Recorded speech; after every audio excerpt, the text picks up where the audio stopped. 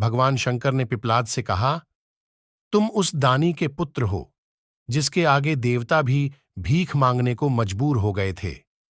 इतने बड़े दानी के पुत्र होकर भी तुम भिक्षुकों पर क्रोध करते हो। महर्षि दादीजी के पुत्र का नाम था पिप्लाद। चूंकि वह सिर्फ पीपल का फल ही खाया करते थे, इसलिए उन्हें पिप्लाद के नाम से पुकारा जाता था।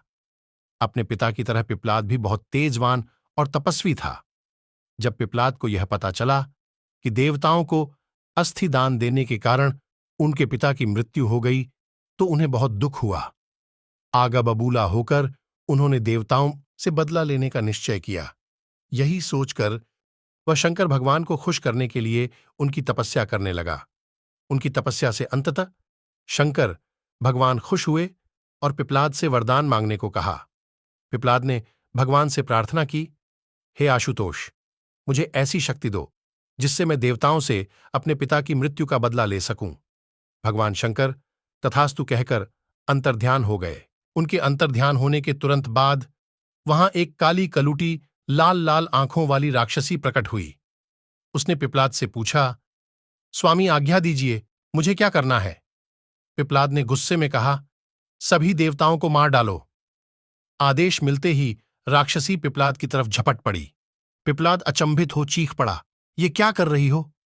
इस पर राक्षसी ने कहा, स्वामी अभी अभी आपने ही तो मुझे आदेश दिया है कि सभी देवताओं को मार डालो।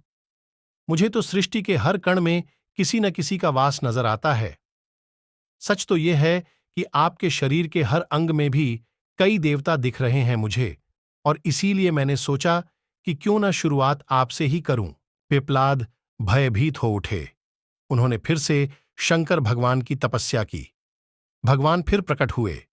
पिप्लाद के भय को समझकर उन्होंने पिप्लाद को समझाया, वत्स, गुस्से में आकर लिया गया हर निर्णय भविष्य में गलत ही साबित होता है।